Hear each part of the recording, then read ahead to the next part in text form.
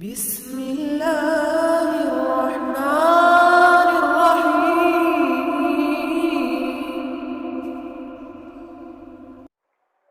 إن الحمد لله نحمده ونستعينه ونستغفره ونعوذ بالله من شرور أنفسنا ومن سيئات أعمالنا.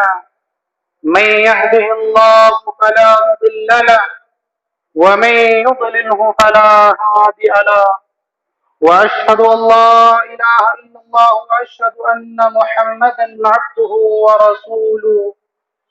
يا أيها الذين آمنوا اتقوا الله حق تقاته ولا تموتن إلا وأنتم مسلمون. يا أيها الناس اتقوا ربكم الذي خلقكم من نفس واحدة وخلق منها زوجها وبث منهما رجالا كثيرا ونساء، واتقوا الله الذي تساءلون به والأرحام إن الله كان عليكم رقيبا. يا أيها الذين آمنوا اتقوا الله وقولوا قولا سديدا يصلح لكم أعمالكم ويغفر لكم ذنوبكم، ومن يطع الله ورسوله فقد فاز فوزا عظيما. أما بعد، فإن خير الحديث كتاب الله، وخير الهدي هدي محمد صلى الله عليه وسلم، وشر الأمور محدثاتها، وكل محدثة بدعة، وكل بدعة ضلالة، وكل ضلالة في النار. أعوذ بالله السميع العليم من الشيطان الرجيم. بسم الله الرحمن الرحيم. قل إن كنتم تحبون الله فاتبعوني يحببكم الله ويغفر لكم ذنوبكم واللہ غفور رحیم. کی محمد سے وفا تو نے تو ہم تیرے ہیں، کی محمد سے وفا تو نے تو ہم تیرے ہیں، یہ جہاں چیز ہے کیا لوح و قلم تیرے ہیں.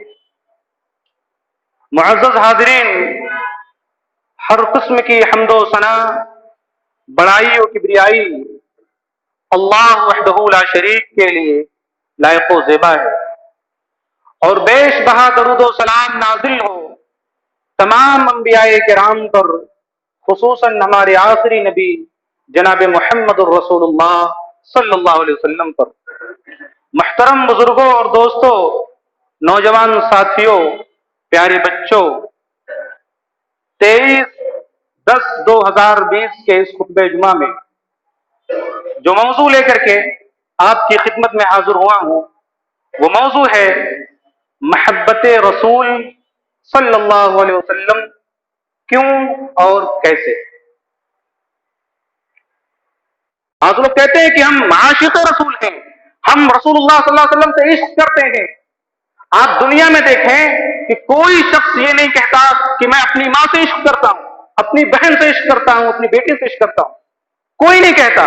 تو جب اپنی ماں اور بہن اور بیٹی کے لیے لفظ استعمال نہیں کیا جا سکتا تو اللہ اور اس کے رسول صلی اللہ علیہ وسلم کے لیے لفظ کیسے استعمال کیا جا سکتا ہے؟ لہذا عاشق رسول کہنا یا مجھے رسول سے عشق ہے، اس طرح کے الفاظ استعمال کرنا یہ صحیح نہیں. میں آپ سے ایک سوال کرتا ہوں کہ آدمی کسی سے محبت کیوں کرتا ہے؟ میرا موضوع ہی ہے محبت رسول کیوں. آپ اس سوال کا جواب دیجئے کہ آدمی کسی سے محبت کیوں کرتا ہے. اس کی بے شمار اور بہت ساری وجوہات ہیں، بہت سارے اسباب ہیں، لیکن 4 اہم اور بنیادی اسباب ہیں.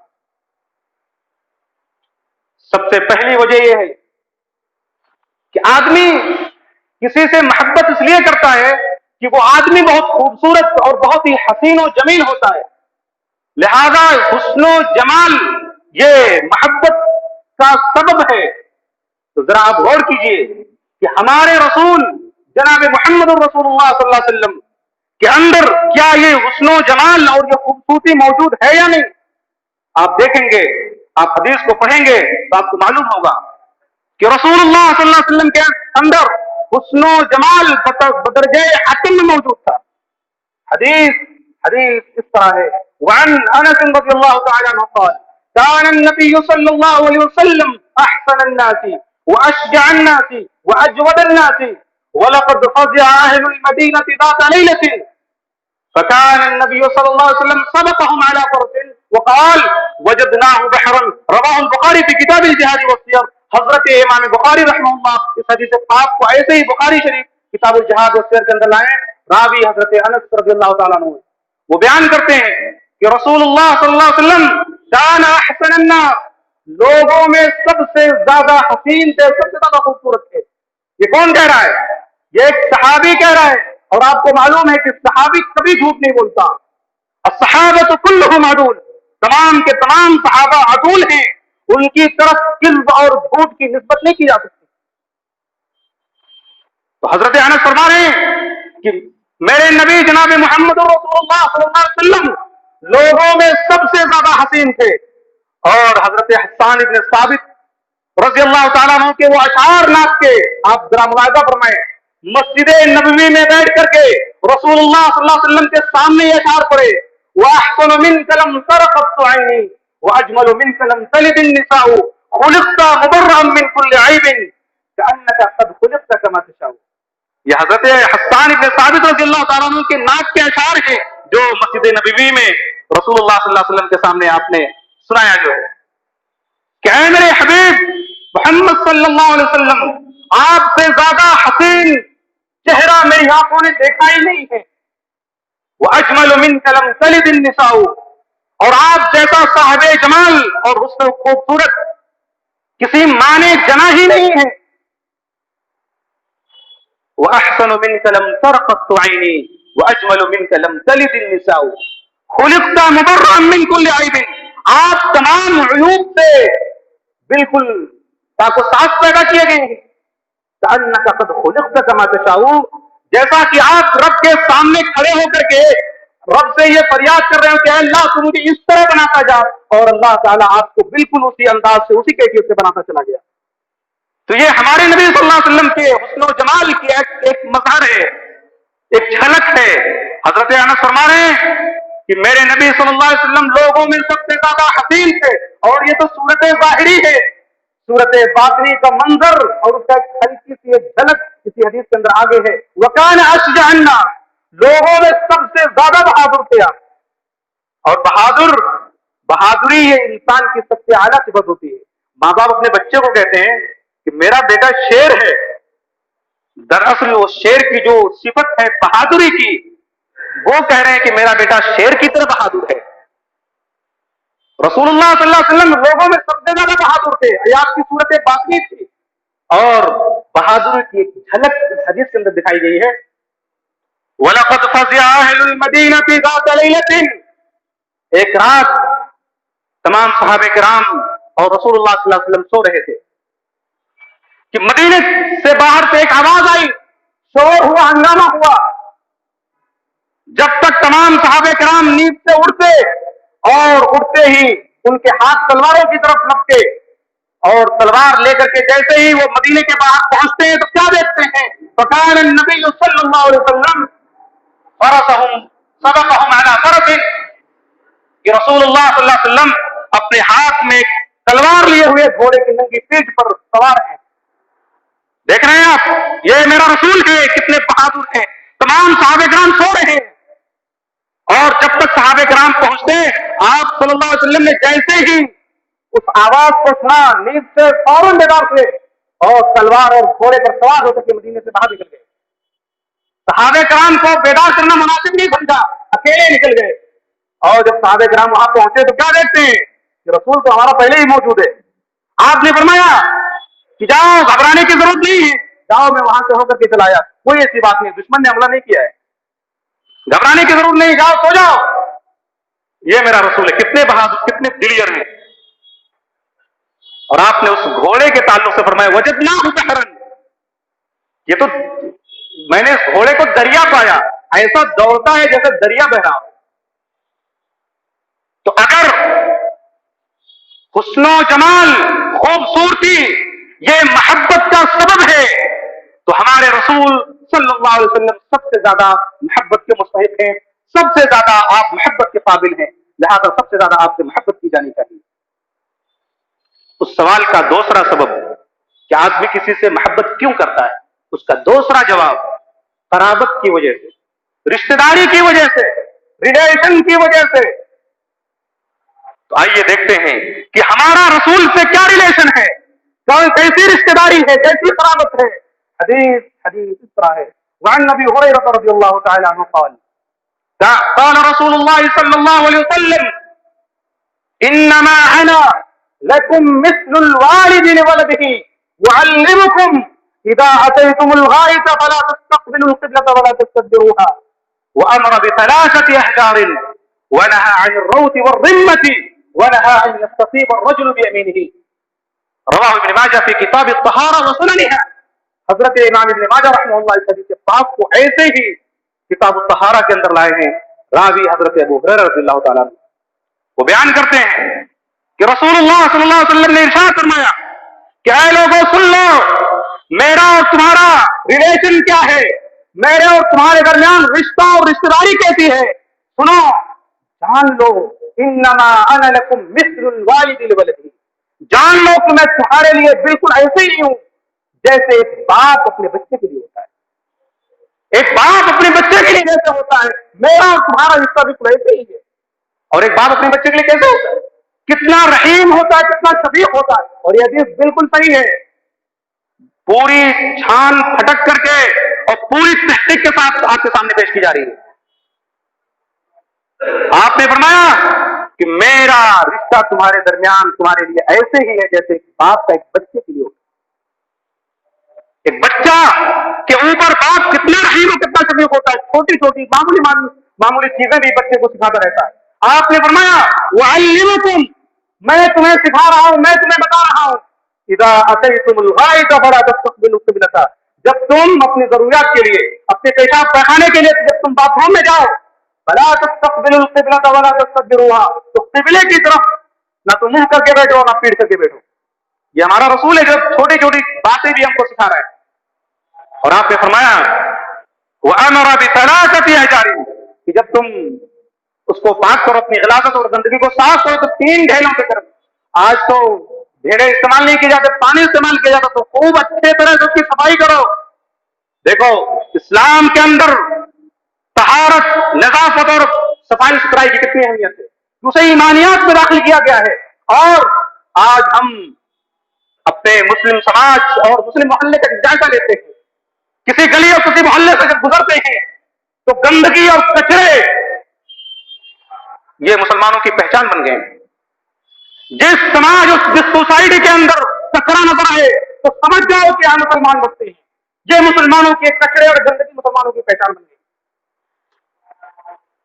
جس شریعت نے اور جس رسول نے مسلمانوں کو صفائی و ستھرائی پر اتنا زور دیا اور اسے آدھا ایمان قرار دیا، مسلمانوں کا وہ محلہ، مسلمانوں کا وہ معاشرہ اور مسلمانوں کی وہ گلیاں اس طرح گندی نظر آئے، اتنے کچرے نظر آئے، شرم آتی ہے آپ کو گندگی صاف کرتے ہوئے، اپنے گھر کے سامنے کے دروازے کو، راستوں کو، گلیوں کو، نالیوں کو صاف کرتے ہوئے شرم آتی ہے۔ آپ رسول سے زیادہ جو ہے مقدس اور محترم ہیں، آپ رسول اللہ صلی اللہ علیہ وسلم سے زیادہ پاکیزہ ہیں۔ رسول اللہ صلی اللہ علیہ وسلم ایک دیہاتی کی گندگی اس کے پیخانے کو آپ صلی اللہ علیہ وسلم نے اپنے ہاتھ سے صاف کیا۔ آج ہم اپنی گلیوں کو دیکھیں، اپنے راستوں کو دیکھیں، جدھر سے گزرو بدبو ہی بدبو نظر آتی ہے۔ یہ مسلمانوں کے سماج، مسلمانوں کی سوسائٹی۔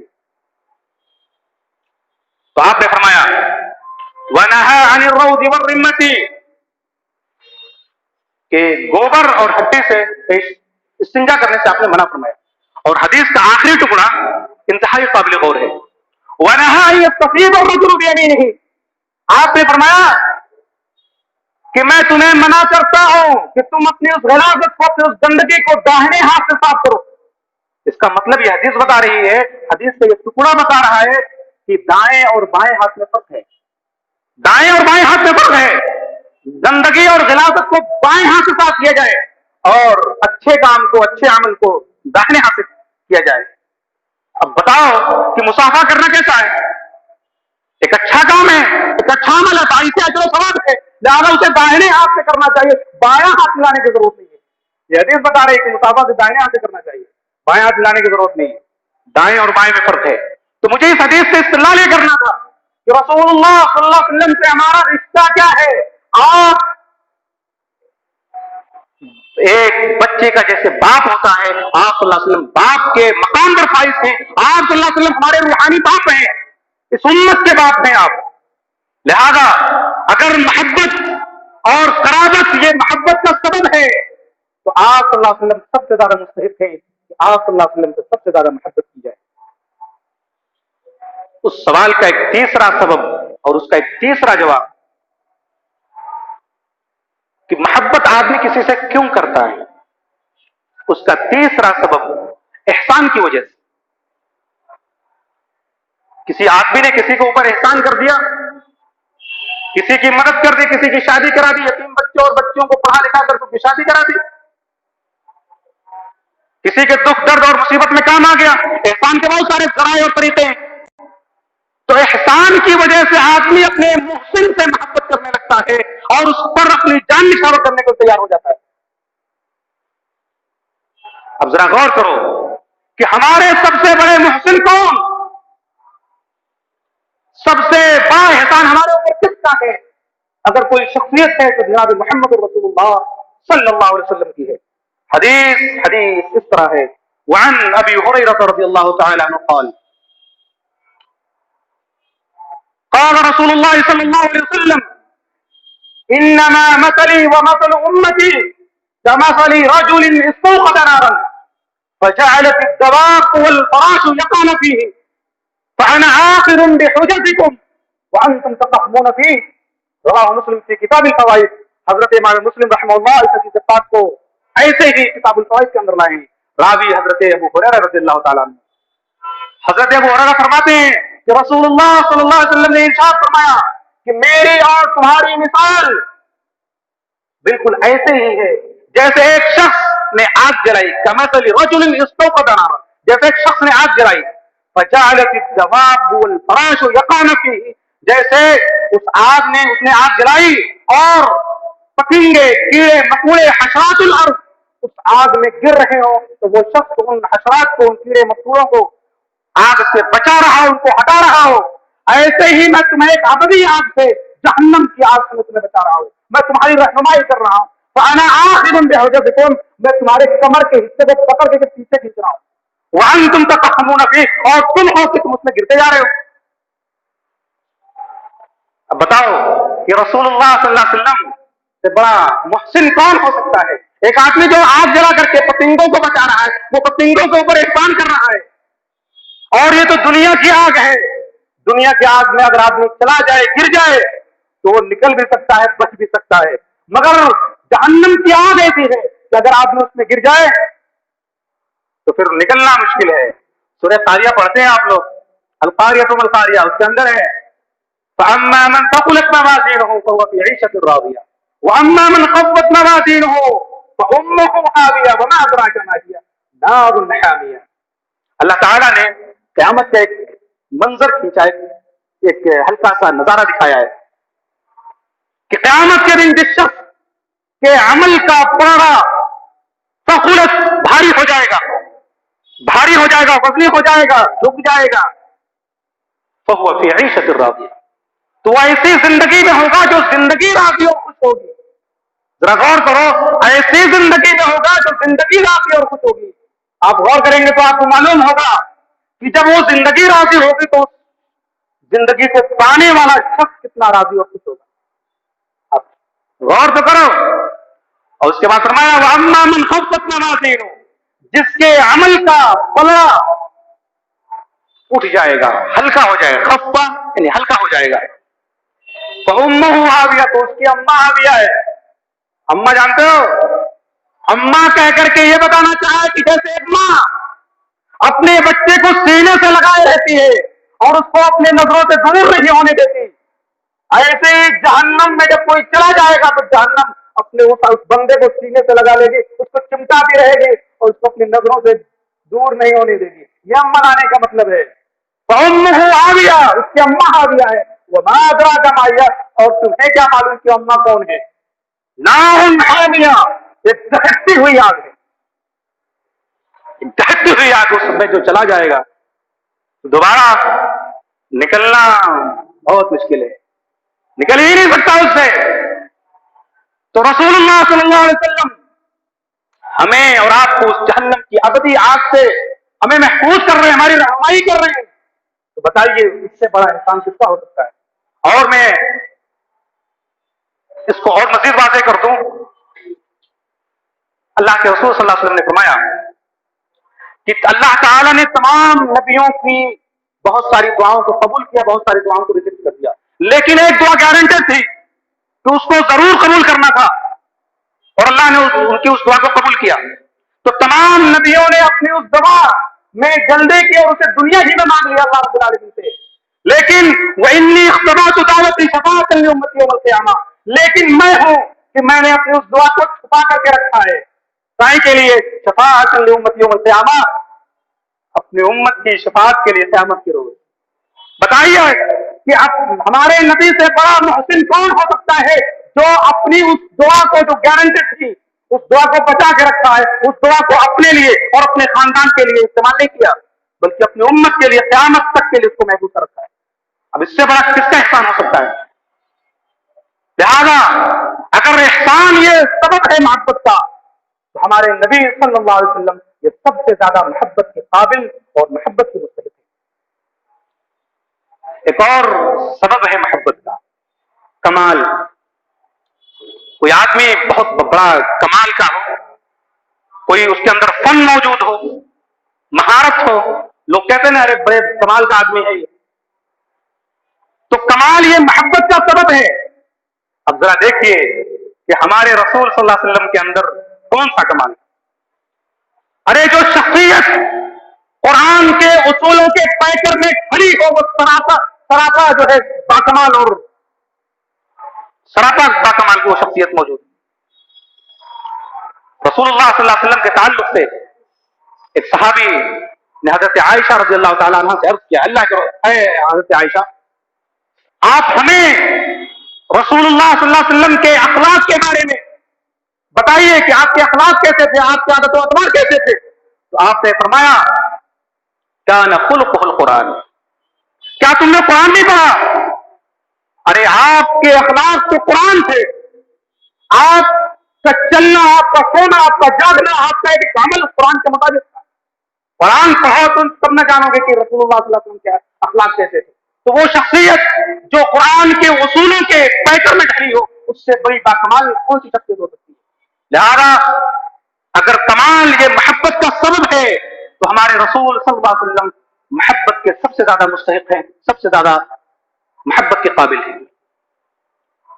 अब आप यहां रुक करके एक और सवाल कर सकते हैं कि ठीक है, हम हुस्न और जमाल की वजह से, खूबसूरती की वजह से, कराबत और रिश्तेदारी की वजह से, एहसान की वजह से और कमाल की वजह से हम रसूल सल्लल्लाहु अलैहि वसल्लम से मोहब्बत कर रहे हैं, लेकिन मोहब्बत का कोई मेयार भी तो होना चाहिए कि हम कितनी मोहब्बत रसूलुल्लाह सल्लल्लाहु अलैहि वसल्लम से करें. इसका भी जवाब हदीस के अंदर दिया गया है. हदीस इस तरह है, वअन अनस रज़ियल्लाहु तआला अन्हु क़ाल क़ाल रसूलुल्लाह सल्लल्लाहु अलैहि वसल्लम ला युमिनु अहदुकुम हत्ता अकूना अहब्बा इलैहि मिन वालिदिही व वलदिही वन नास अजमईन. रवाहु मुस्लिम की किताबुल ईमान. हजरत इमाम मुस्लिम रहमतुल्लाह अलैहि से पाक को ऐसे ही किताबुल ईमान के अंदर लाए हैं. रावी हजरत अनस रज़ियल्लाहु तआला अन्हु वो बयान करते हैं कि रसूलुल्लाह सल्लल्लाहु अलैहि वसल्लम ने इरशाद फरमाया, ला युमिनु अहदुकुम, तुम में से कोई शख्स उस वक्त तक मोमिन कामिल नहीं हो सकता, मुकम्मल ईमान वाला नहीं हो सकता, हत्ता अकूना अहब्बा इलैहि मिन वलदिही व वालिदिही. बुखारी की रिवायत अबू हुरैरा से मरवी है, उसमें वालिद का लफ्ज पहले है और वलद का लफ्ज बाद में है, और ये मुस्लिम की रिवायत इसमें वलद का लफ्ज पहले है और वालिद का लफ्ज बाद में है. हत्ता अकूना अहब्बा इलैहि मिन वलदिही व वालिदिही, जब तक कि मैं उसके नजदीक, उसके बच्चों से, उसकी आल औलाद से, उसके वालिदैन से और दुनिया के तमाम इंसानों से ज्यादा महबूब न हो जाऊं, तब तक वो शख्स मुकम्मल ईमान वाला नहीं हो सकता, ईमान एक कामिल वाला नहीं हो सकता। ये कौन फरमा रहे हैं? रसूलुल्लाह सल्लल्लाहु अलैहि वसल्लम ने फरमाया। और दुनिया के तमाम इंसान ही नहीं बल्कि खुद अपनी जान से भी ज्यादा, जब तक कि वो रसूलुल्लाह सल्लल्लाहु अलैहि वसल्लम से मोहब्बत ना करे तब तक वो मुकम्मल ईमान वाला नहीं हो सकता। और अब हजरत उमर रज़ियल्लाहु ताला अन्हु को मशहूर वाक़या, जब उन्होंने कहा कि अल्लाह के रसूल, मुझे आप दुनिया और दुनिया की तमाम चीजों से ज्यादा आप मुझे महबूब हैं सिवाय मेरी जान के, तो आपने फरमाया, उमर अभी तुम मुकम्मल ईमान वाले नहीं हुए हो, अभी तुम्हारा ईमान मुकम्मल नहीं हुआ है।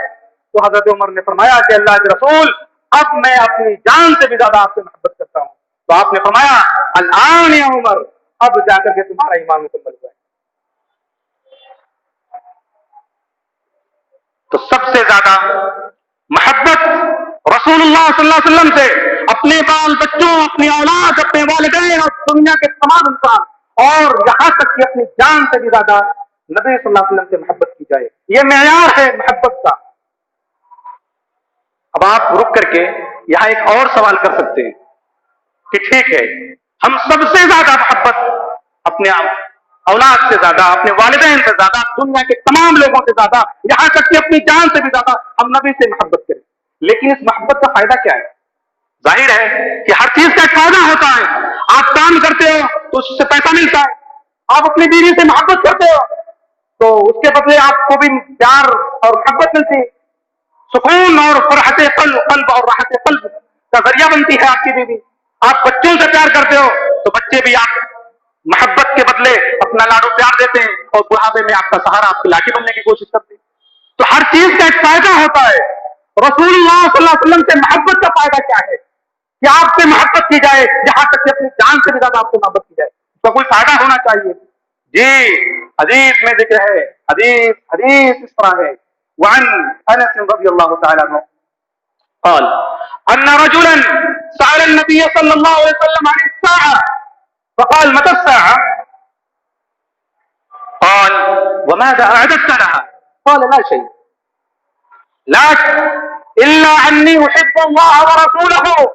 فقال أنت مع من أحببت؟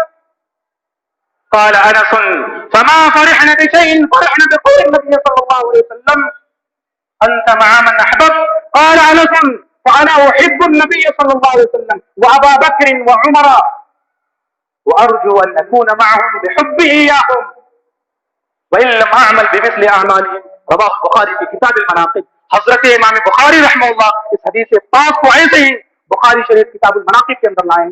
راوی حضرت انس رضی اللہ تعالیٰ وہ بیان کرتے ہیں کہ ایک آدمی اللہ کے رسول صلی اللہ علیہ وسلم کے پاس آئے اور کہنے لگا, اللہ کے رسول مجھے آپ سے ایک سوال کرنا ہے. آپ پوچھو. کہا قیامت کب آئے گی؟ بڑے ہی عجیب و غریب سوالات ان کو ہوا کرتے تھے, بہت ہی حیرت زدہ سوال. کہا قیامت کب آئے گی؟ ایک مولوی صاحب ایک جلسے میں تقریر فرما رہے تھے تو جنت کا بیان چل رہا تھا. تقریر کے دوران انہوں نے کہا کہ جنت میں جو جائے گا اسے اس کی خواہش کے مطابق ساری چیزیں ملیں گی, ہر چیز. وَلَكُمْ فِيهَا مَا تَشْتَهِي أَنفُسُكُمْ, جنت میں جو دل چاہے گا وہ سب کچھ ملے گا. ایک آدمی نے ہاتھ اٹھایا اور کہا کہ حضرت ایک سوال کرنا ہے. کہا پوچھو. کہا ابھی آپ بولے کہ جنت میں ہر چیز ملے گی, وَلَكُمْ فِيهَا مَا تَشْتَهِي أَنفُسُكُمْ, ہر چیز جنت میں ملے گی. حقہ ملے گا کیا جنت میں؟ کش لگانے کے لیے حقہ ملے گا کیا؟ تو مولوی صاحب نے کہا کہ جی جنت میں حقہ بھی ملے گا, لیکن بات یہ ہے کہ جنت میں آگ نہیں ہے, اس کو جلانے کے لیے جہنم میں جانا پڑے گا. تو ان کے سوالات بڑے عجیب و غریب ہوا کرتے تھے. کہا اللہ کے رسول صلی اللہ علیہ وسلم قیامت کب آئے گی؟ تو آپ نے دیکھا کہ سوال غلط ہے, تو آپ نے فرمایا وَمَاذَا أَعْدَدتَ لَهَا, تم نے اس کے تیاری کیا کر رکھی ہے؟ قیامت کے بارے میں پوچھ رہے ہو, اس کے لیے کچھ تیاری کر رکھی ہے؟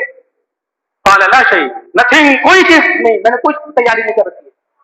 لیکن ایک بات ہے اللہ کے رسول صلی اللہ علیہ وسلم, الا انی احب اللہ ورسولہ, میں نے جنت کے لیے کوئی, قیامت کے لیے کوئی تیاری نہیں کر رکھی ہے, لیکن میں اللہ اور اس کے رسول صلی اللہ علیہ وسلم سے بے انتہا اور بہت زیادہ محبت کرتا ہوں.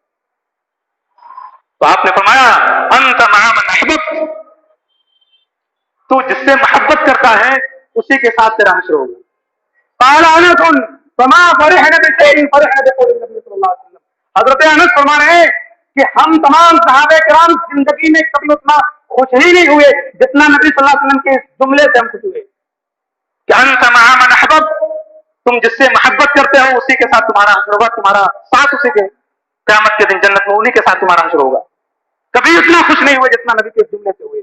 پھر انس کہتے ہیں کہ فانا احب النبی صلی اللہ علیہ وسلم، کہ میں اقرار کرتا ہوں کہ میں نبی صلی اللہ علیہ وسلم سے محبت کرتا ہوں، ابو بکر سے محبت کرتا ہوں، عمر سے محبت کرتا ہوں، اور وارجو ان اکون معهم، اور میں امید کرتا ہوں کہ میرا حشر بھی انہی کے ساتھ ہوگا.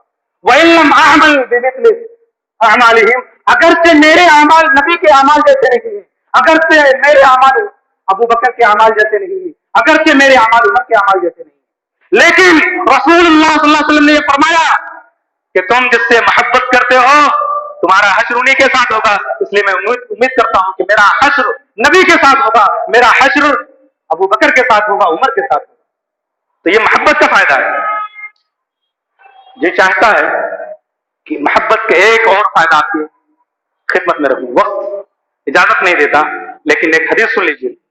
حدیث اس طرح ہے، وعن عائشہ رضی اللہ تعالی عنہ عن النبی صلی اللہ علیہ وسلم بعث رجلا على سریة وكان يقرأ لأصحابه في صلاتهم فيختم بقل هو الله أحد، فلما رجعوا ذكروا ذلك للنبي صلى الله عليه وسلم فقال سألوه لأي شيء يصنع ذلك، فسألوا فقال إنها صفة الرحمن وأنا أحب أن أقرأ بها، فقال صلى الله عليه وسلم أخبروه أن الله يحبه. رواه البخاری في کتاب التوحید.